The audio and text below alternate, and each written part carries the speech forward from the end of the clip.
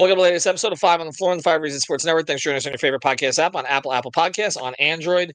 We recommend Spotify. Also, check out the 5 Reasons YouTube channel for content across the sports spectrum, including the latest episodes of 3 yards per carry on the Dolphins. Also, check out Off the Floor. That's our Discord server. $2.99 per month. Link there in the description. Bypass the Apple upcharge. The place for the most heat, information, and conversation. It's Off the Floor. Also, Prize Picks. Use the code 5 FIVE. Football season coming up. Put down your $5. Get your 50 to play right away. PrizePicks.com. Legal in the state of Florida. Use the code FIVE. And now, today's episode.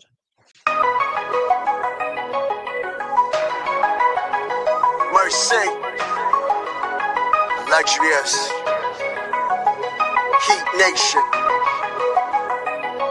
yeah, Mercy and Lago, down to Biscayne, yay, 5 on the floor, ride for my dogs, where here's the thing, you can check the score, hustle hard, couple scars, wearing bubble frauds, down to Biscayne. Kept the floor playing, got it all banned. Y'all seen the block, stop with one hand.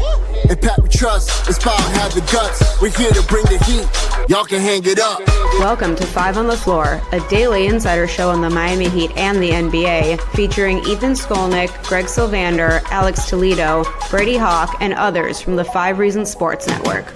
Also make sure to subscribe to Off the Floor for the most heat anywhere.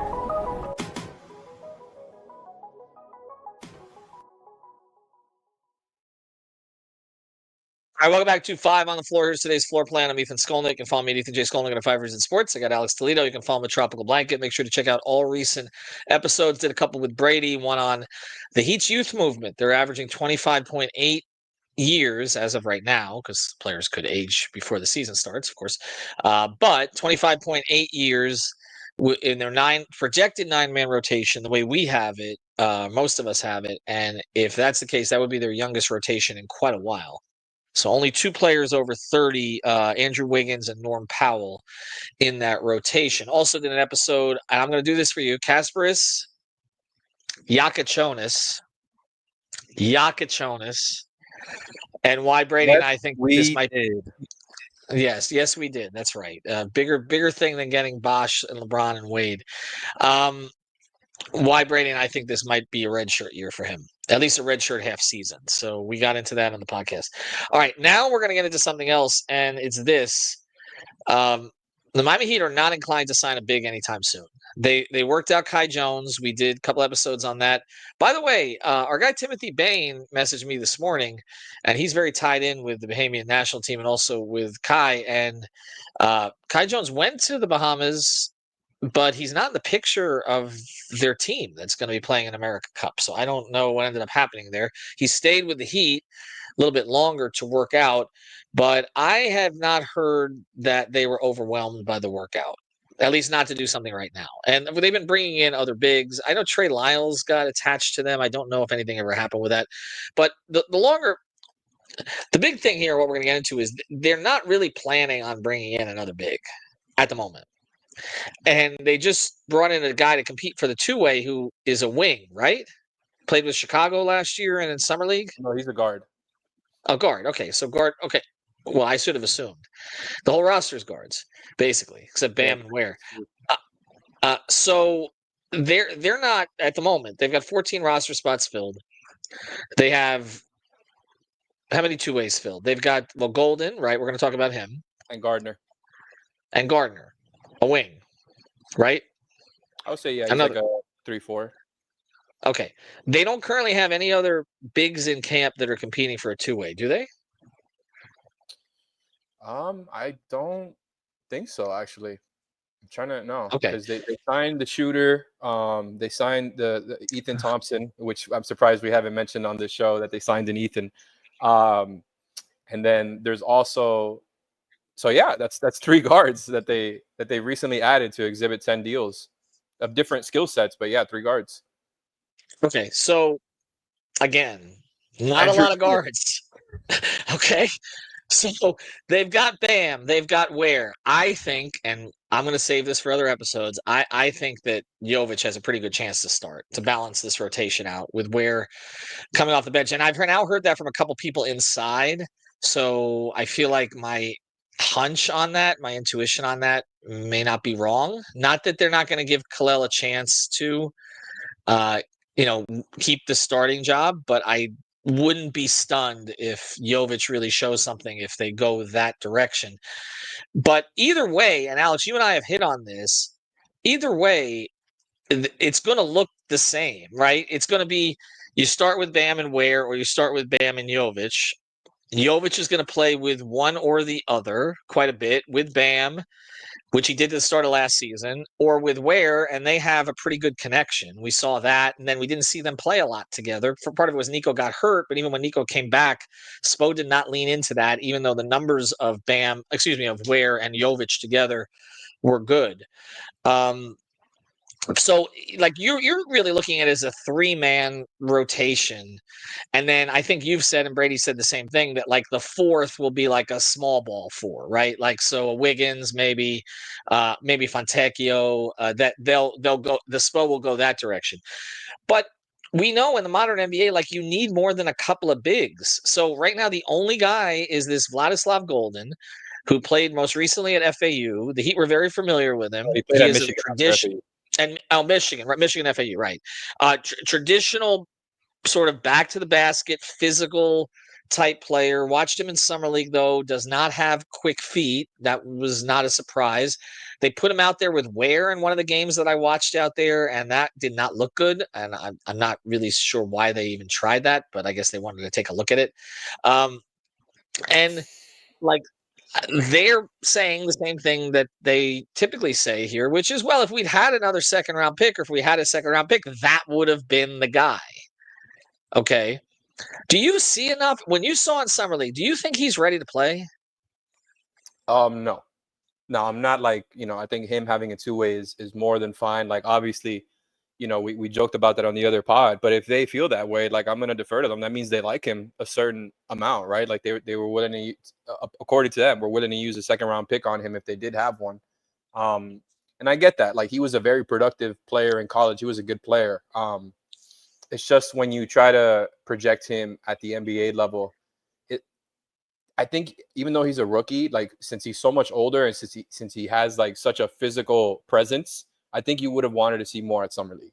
I think you would have wanted. He was very good at college. Like, I'm not that he was like, I don't know, like obviously he went undrafted. There was only like, I think people saw the limits to his game. But with how productive he was in college, with the frame that he has and his game, I just thought he would be more like, he would stand out a little bit more at summer league, even though he is a rookie, right? Combined with the age, like I thought he would have been able to at least look more like a bully, taking advantage of smaller people who are just much younger and not as developed.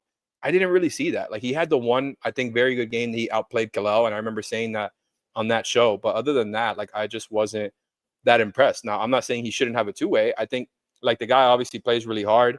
He absolutely reminds me of the type of bigs that used to be around the league. Like, when I first started watching the game like 20 years ago, where like he is like straight from that era. And it's not that means he's bad or anything. I just think in the game now, even with like how many teams are running double bigs and all that, and there's been some, momentum going back to playing with size and all of that stuff. Like, I just don't really see it with him. I don't really see how he can cover, spend all game or his stint like covering perimeter action on defense. I would be really worried about that. And I don't think the offense, the rebounding, the screening stuff that he offers is good enough to mitigate that. Now, I think it's fine for him to have a 2-way because they frankly just need the bodies. And I think he is obviously better than like the other 2-way bigs the other summer league bigs that they had, which maybe we see, like one or two of them come back, like Dane Danger or the guy who played with Kashad and Pella, Balo, right? Like, I wouldn't be surprised if a couple of those guys were back, but I just think Goldin, you wanted to see more. I don't think he's ready. And we talked about it the other day. Not only do I not think he's not going to be in the rotation, I would be surprised. Like, I think it's going to be another season where obviously, like, barring injuries, we're not going to see the 2-ways used much. I really don't think we will. See, because I don't even see I disagree. Let me jump in there. I disagree a little bit only because of need. And I think they may have to keep him. See, I think they're going to send Kasparis down and to get the work, right? Like to get the work running, Yep. screen and rolls, learning how to run a team and all that. They're going to send him down there, and his highlights are going to pop, and everybody's going to get real excited, and he's still going to still going to be playing Drew Smith. Like that's what's going to happen. Yeah, we already had But that episode scheduled for later November. oh no, it We got like 5 of November them. 16th, November 23rd. Yes, no, we've got them all planned out. Like we can record it now, actually, if you'd like. But Golden, I think, will actually be around just because they're going to need somebody, He'll be around. unless this. I want to get to this on the other side of it, so we'll get to it in a second, okay? Because I want to ask you about somebody else and what you think he can actually do in the front court, because that's a big question here. I do want to tell you something that you can do if you have been feeling tight in your hips, stiff in your spine, or your body's just out of alignment.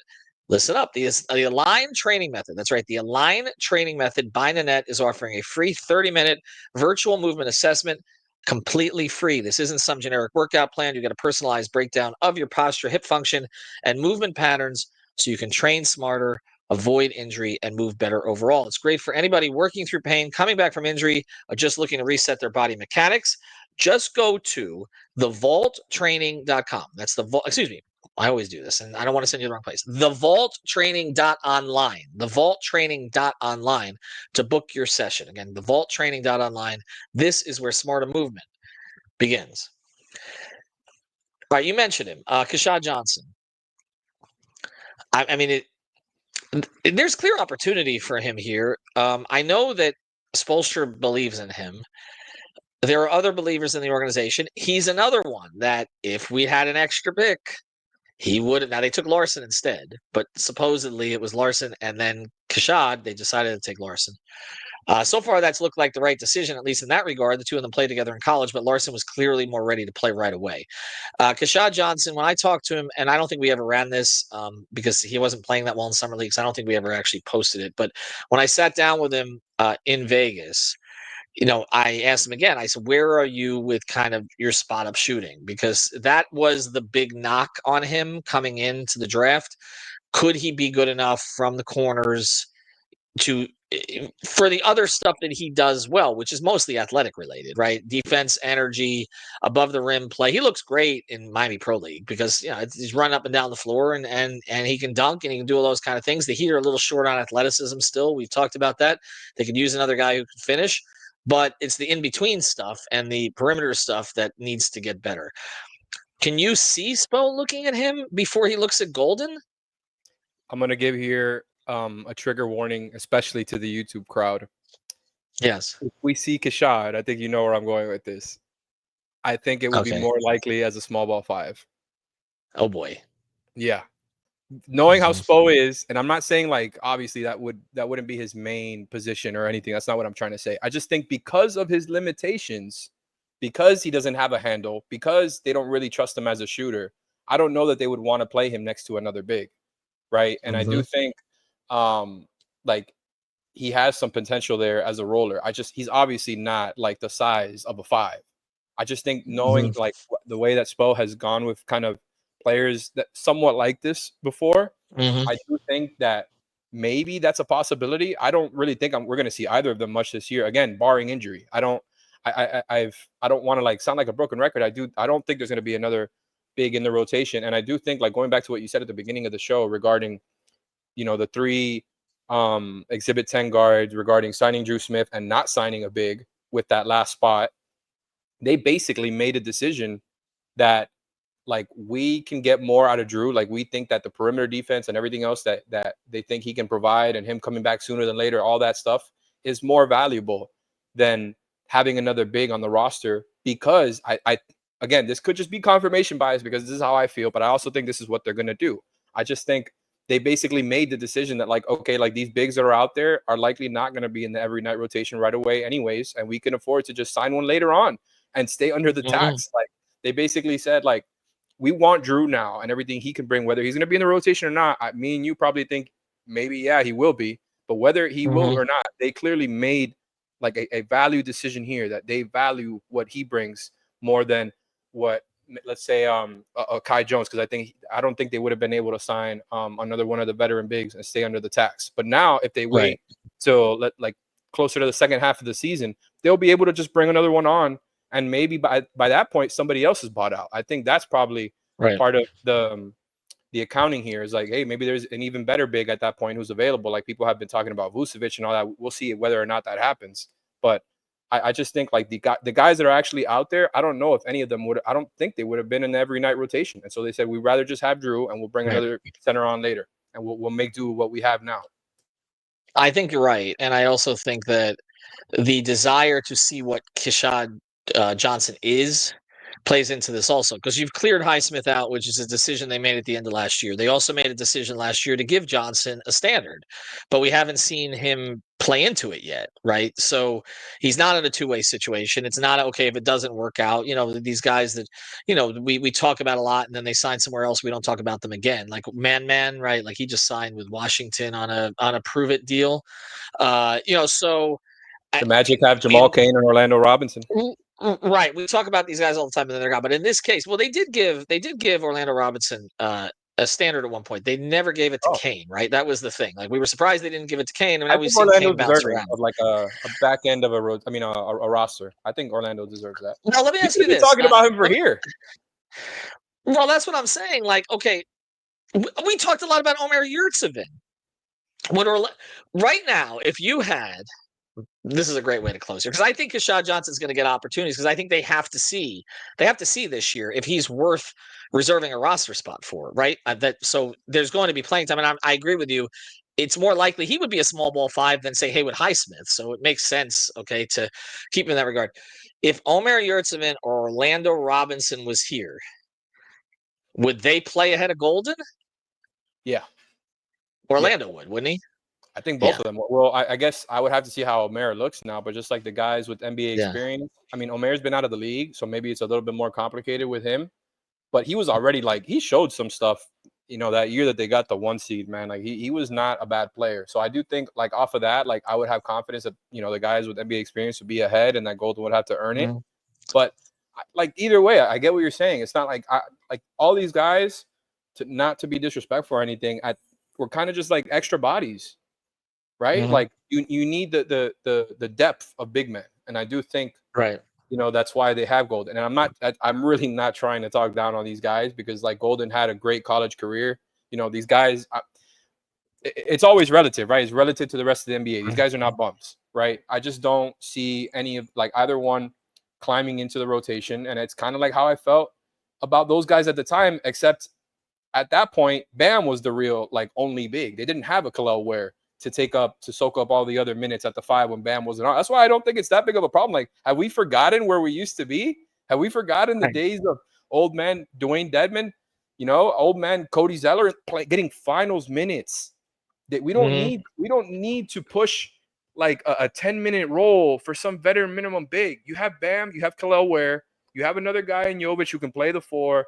Wiggins as a small ball 4. I know some people are really not going to like that idea, and even if Fontecchio. For small ball 4s, they're way taller than some of the guys they've had there in recent years, like Haywood and Caleb, like Wiggins, and you know what I mean? Like, this is not that bad, guys. Like, I get it. Like, we're past the era of them contending, at least at this point. Like, that part, I get it. It's a different stage of the team. But as far as like the front court rotation, I just think like we've had to see so much worse. Like, I don't think it's that big of an issue. Well, we'll see. You're right. I mean, Bam having Ware next to him, if Ware develops into what they hope he will, and they're both playing 35 minutes, then you've gotten 70 minutes. And if Jovic stays healthy, then we're not going to talk about this a lot. But it's an 82-game season, and we know that their guys, with the exception of Bam, who typically gets into the 70s, don't typically play. Don't get through the whole thing. So we'll see how that plays out. But for those who are waiting for them to go grab a big, I don't think it's going to happen right now. We'll be waiting till the second half of the season. I think so too. All right, thank you everybody for following. We'll have more episodes coming forward. Also, check out Alex and my work over on the Sports Illustrated Miami Heat site. Link in description. Link in description. We're pulling a lot of these episodes from right now. Have a good one. Thank you for listening to the Floor on the 5 Reasons. After all, someone needs to listen to my dad.